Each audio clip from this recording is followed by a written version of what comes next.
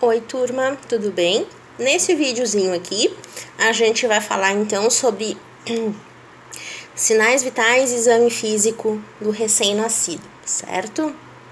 Vamos lá então. Pessoal, quais são os cuidados então que normalmente, por questão de protocolo e de rotina, se tem na sala de parto e na maternidade, tá? Uma das primeiras coisas que se faz, na verdade, ali no primeiro minuto e depois no quinto minuto, é a realização do índice de Apgar.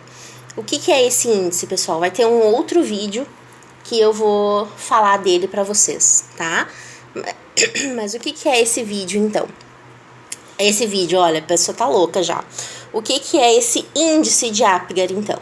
É a avaliação do desenvolvimento, do nascimento da criança no primeiro minuto de vida e no quinto minuto de vida, tá? Mas eu vou explicar para vocês bem direitinho em outro vídeo.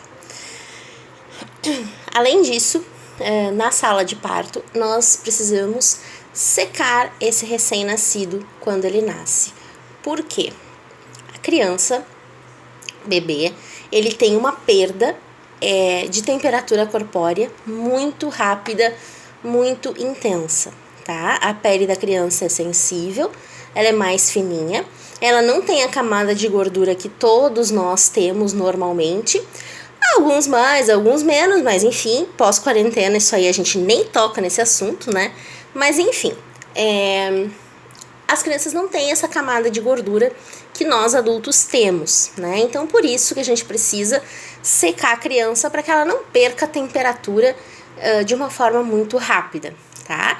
Algumas maternidades têm o berço aquecido, então a criança acaba ficando nesse berço aquecido, exatamente pelo mesmo motivo, para não perder temperatura, tá? Isso aqui é uma questão polêmica, tá? Então, usar o colírio nitrato de prata, método CREDE. O que é esse método CREDE, pessoal? É exatamente esse protocolo de assim que a criança nasce, se pinga uma gotinha em cada olho desse colírio nitrato de prata, tá? Esse colírio aqui, ele serve para prevenção da oftalmia gonocócica. O que significa isso? Gonorreia nos olhos, tá? Basicamente, grosseiramente falando, é isso. Esse método CREDE, ele existe há muitos anos e ele se instituiu como protocolo de rotina nas maternidades. Porém, mesma história aquela da episiotomia, tá? Porém, existem inúmeros estudos que já mostram e que já evidenciam que uma mulher que fez o seu pré-natal e que não foi constatado que ela teve ou tem gonorreia, a criança não precisa receber esse colírio aqui, tá? Por quê? Esse colírio, ele arde bastante quando a criança recebe ele e se ele pingar na pele, ele pode queimar. Gente, caiu um negócio aqui, não perde. Vídeo caseiro é assim, né? Vamos lá. Até me perdi. Porque eu não vou gravar tudo de novo, né, gente? Já estão quase 4 minutos de vídeo. Tá, lembrei. Então, quando ele cai na pele, a pele da criança pode queimar, tá? Então, muitos estudos estão apontando que não tem necessidade de ser usado esse colírio como protocolo de rotina, tá? Mas ainda hoje a maioria das maternidades acabam usando, certo? Além disso, as medidas antropométricas, que a gente vai ver cada uma delas daqui a pouco, o exame físico que a gente também vai ver, sinais vitais que a gente também vai ver, banho e orientações gerais. Lembrando, pessoal, que no banho, lembra que eu falei muito para vocês em relação ao vernix, que é aqui, ó, vocês estão vendo que a criança tá toda branquinha, isso aqui é uma camada que o próprio organismo da criança desenvolve e o próprio organismo da criança absorve, tá?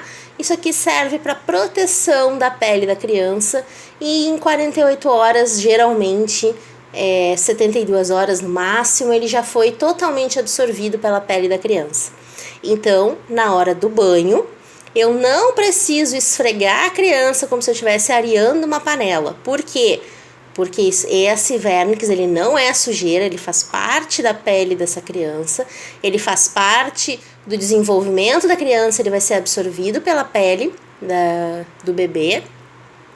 E se ele for tirado dessa forma muito abrupta, ele pode machucar a pele da criança, tá? Então não tem necessidade, o primeiro banho ele é importante sim, mas ele não tem necessidade da criança sair do canal de parto direto para uma banheira e ser esfregada para ser retirado o vernix. Não tem a menor necessidade disso, tá? Quando é que a gente considera então um recém-nascido? Até 28 dias de vida. Em algumas literaturas vocês vão encontrar 27, algumas outras literaturas vocês vão encontrar 30, e a Sora ensinou errado. Não, a Sora só usou uma literatura que dizia que os recém-nascidos são considerados até o seu 28º dia de vida, tá? Mas pode variar entre 27 e 30 e tá tudo certo. A fase lactente, então, a gente considera dos 28 dias até os 2 anos incompletos. A fase pré-escolar dos 2 aos 6 anos, a escolar dos 6 aos 10 e os adolescentes dos 10 aos 18, sendo que a gente já viu lá nas aulas de adolescente que essa idade aqui, essa faixa etária, ela pode mudar e dentro dessa faixa etária a gente tem subclasses, né? Como, por exemplo, a pré-adolescência, tá? Então, tudo isso a gente tem que levar em consideração, mas enfim, essas faixas etárias aqui são uma forma só para a gente conseguir estudar melhor. Em relação à avaliação do avaliação do neonato, né, a avaliação do recém-nascido, dos sinais vitais, então a gente faz ali na primeira hora que a criança nasceu. Pode ser feito a cada 15 minutos. Algumas maternidades vão ter o protocolo diferente, não tem problema. E isso vai de acordo com cada instituição.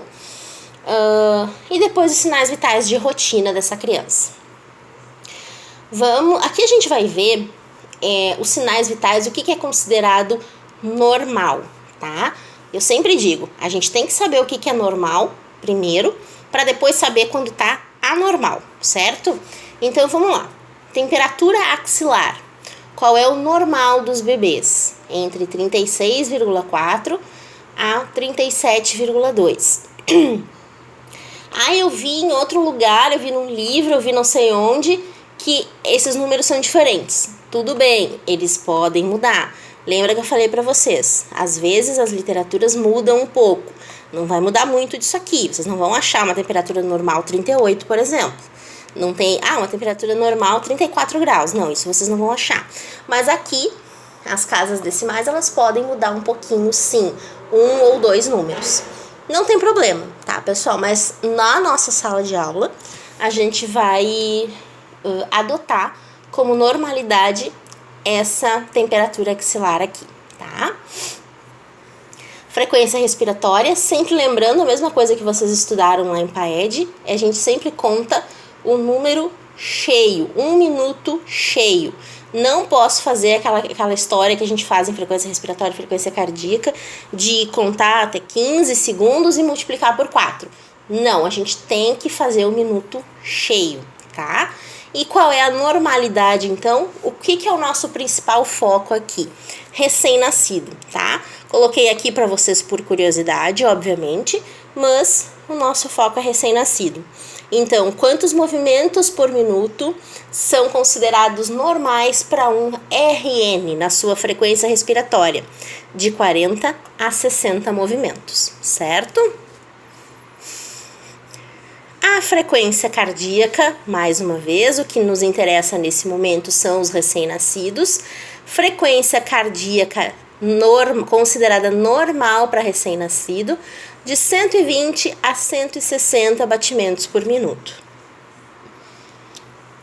A pressão arterial, a gente não pode esquecer que é feito com um manguito especial, e quando vocês chegarem no estágio, vocês vão morrer de amor, porque o manguito é uma coisa mínima mesmo, muito bonitinho. Alguns têm até desenho, então vocês vão morrer de amor. E qual é a normalidade? Sistólica entre 60 e 90. A diastólica entre 20 e 60, tá? Vou explicar melhor isso aqui. Então, assim, fui lá, aferi a pressão do meu neonato, do meu recém-nascido, e eu encontrei 70 por 30. Tá normal? Tá normal. 70 tá dentro aqui do normal da sistólica e 30 dentro do normal da diastólica, tá? Então, é uma pressão considerada normal. Vamos para o exame físico do recém-nascido. Medidas antropométricas, então, são as medidas que a gente precisa aferir desse recém-nascido, até para ver se ele nasceu dentro da normalidade, tá?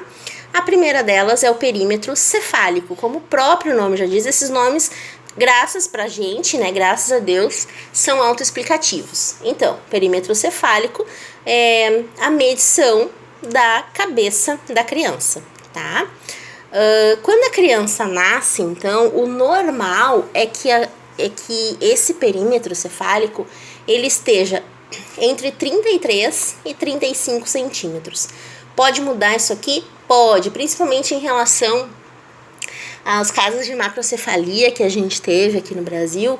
Então isso aqui vocês vão encontrar um pouco diferente. Aqui vocês vão encontrar 31, 32, tá tudo certo, tá? É assim mesmo, é considerado normal também. Mais uma vez vou falar, depende muito do tipo de literatura que a gente vai usar. Falando em cabeça, falando em parte cefálica, existe uma situação que a gente não pode esquecer nunca nas crianças, que são as fontanelas.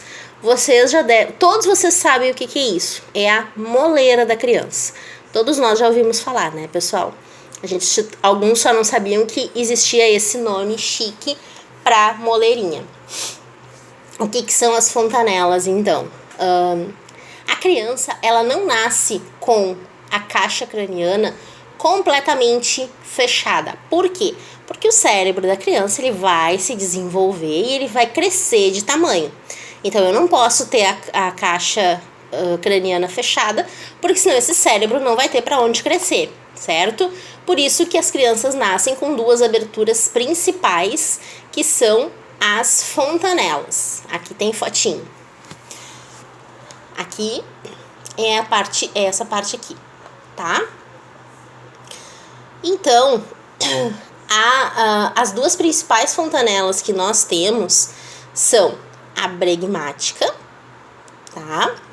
E a lambidoide, que é aqui atrás. Essa aqui ela fecha mais rápido do que essa aqui. Essa aqui demora um pouquinho mais para fechar. Então, aqui mais uma fotinho para vocês terem mais visão do que são essas fontanelas. Então, aqui a fontanela anterior, que a gente chama de bregmática, que é a da parte da frente, ela demora mais para fechar. E aqui a fontanela posterior, que fica atrás da nuca, que a gente chama de lambidoide. Preciso saber esses dois nomes? Sim, vocês precisam saber o nome de vocês, do marido de vocês e esses dois aqui, tá? Ah, não, e o meu também, né? Claro. Perímetro torácico, então, o que é, pessoal? É a medição do tórax da criança, vejam só. Como é que a gente faz essa medição? Linha intermamilar, certo? Então, eu vou pegar minha fita métrica e vou colocar na linha mamilar do bebê, do recém-nascido, e vou aferir, então, essa medida antropométrica. E esse perímetro torácico, o normal dele é que esteja entre 30 e 33 centímetros. Perímetro abdominal, a gente vai fazer um pouquinho acima da cicatriz umbilical, até porque a criança nesse momento ela está com o coto, e ela está com o coto aquele geleinha, tá? Então, a gente faz um pouquinho acima do coto umbilical. E a normalidade é que seja entre 30,5 a 33 centímetros, tá? A altura, comprimento da criança, a gente vai fazer. Isso aqui é uma régua. Então, em vários lugares vocês vão encontrar essa régua, tá? E a medição é feita exatamente dessa forma. A gente coloca essa parte da régua na cabeça da criança, arruma os pezinhos dela, então os pezinhos dela tem que ficar assim, com os dedinhos pra cima, tá? E aí a gente faz a medição, então, e vê quantos centímetros tem esse recém-nascido. O normal é que a criança nasça com entre 48 e 50 centímetros. Pode acontecer de nascer menor e pode acontecer de nascer com mais de 50 e tá tudo certo. Peso. A gente sempre tem que pesar a criança sem fralda, tá? Então, é realmente totalmente sem fralda, sem paninho, sem nada.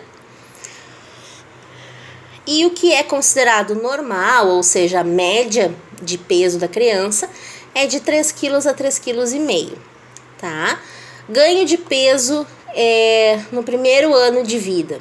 Então, geralmente as crianças ganham uma média de 30 gramas por dia lá no primeiro trimestre, 25 gramas por dia no segundo trimestre e 20 gramas por dia no terceiro trimestre, tá? Agora, o exame físico eu vou mandar outro videozinho para não ficar muito pesado.